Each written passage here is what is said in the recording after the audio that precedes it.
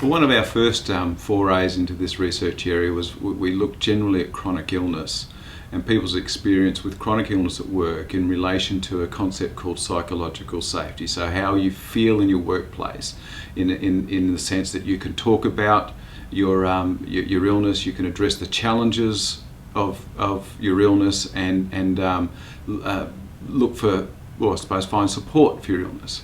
So we measured that in a range of other things in relation to the quality of life or your behaviours at work, and we found simply that, and to simplify it, that those that identified with having chronic illness and they felt that they were safe in their work environment, they got involved in more organisational citizenship behaviours than those that did not. In other words, they got involved in their work life. They contributed, they participated, and that is directly related to quality of work life and employment retention. So right from the get-go, we found that if you provide the right environment for people with chronic illness or disability to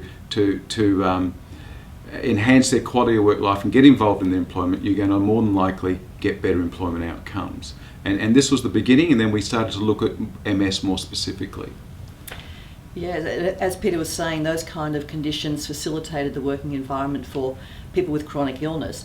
They're the sort of things that facilitate the working environment for employees in general. But what we found is the effect was stronger for people with chronic illness and disability. And one of the big challenges that people face with MS in particular is, do you disclose your diagnosis in the workplace in order to have access to accommodations and adjustments? Disclosing your diagnosis is seen as a high-risk strategy by many people. You might fear discrimination or people thinking that you're less capable. And so for many people, it's a decision that I'm going to hold off, I'm not going to do anything about. Sometimes it might then end up being too late to get the kind of accommodations that will help you stay at work. So one of our major studies was looking at, well, what does happen when people disclose their diagnosis in the workplace? Does it help you retain your employment? And we tracked with our colleagues at the Menzies Institute through the Australian MS Longitudinal Survey whether people had disclosed their diagnosis and whether they were still in employment over a 3-year period. And what we found is that people who had disclosed their diagnosis were far more likely to be remaining in employment at the end of that time period and to be in longer employment, so their tenure was longer too. So that was the first study that demonstrated that if you do disclose your diagnosis, you're more likely to be employed. That doesn't mean that some people won't experience discrimination, but what it means is if you have disclosed, you are then more likely to be able to get access to accommodations and adjustments to help you stay at work. Yeah, and so which was interesting about that study is though many forums and many avenues suggest that disclosure was key, and it seems obvious, but there was no study that demonstrated, and this was one of the first studies that demonstrated, which was really powerful. And so after we found that disclosure did seem to predict tenure and employment, we thought, well, what happens actually in the workplace once you disclose?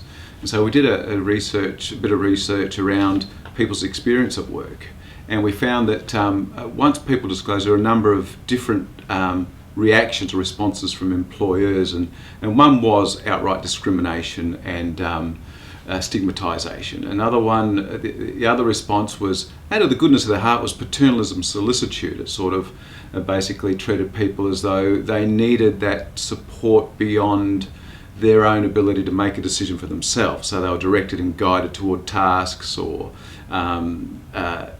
responses that they didn't really want to get involved with. But what was refreshing, where people didn't expect it at times, in fact, expected a more negative response, they got quite the opposite. They got included in decision making around their roles. They felt safe, they felt included, they felt valued, they felt supported.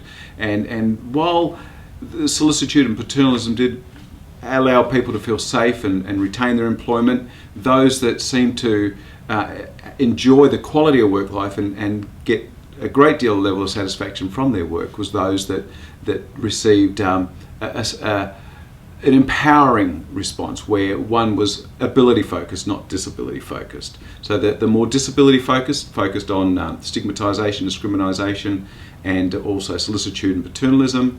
And if you're focused on ability, what the person could bring to the organisation, the employer said, right, what is it we can do for you, and how can we modify your role to help this happen? And in some cases, they said, please tell us the role you'd like to do because we value that much. We value you that much. So there were some great responses that we were refreshing to see. Yeah, the negative stories were there, but it was also a good lesson. Some of the negative stories were out of the goodness of some people's heart, and it's about educating. And this is what our whole program of research is about, educating not only workers, but employers. And so we think it's still worth pursuing. Andrea?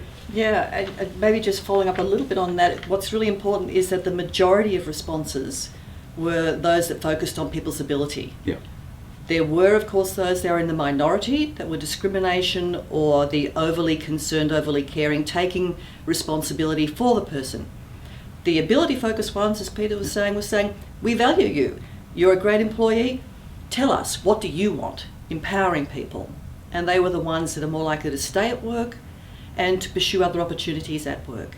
So one of the things that we realised from that study of disclosure and what happens when people disclose is that many organisations really struggle with how best to respond to people when they disclose.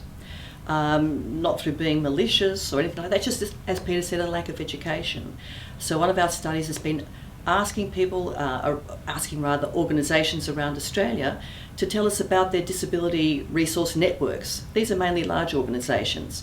But many of you will have somebody, an organisation like this, that's a resource to help with things like disclosing your diagnosis, managing symptoms at work. And we're looking at developing a best practice approach for organisations to adopt and tailor to their own workplace.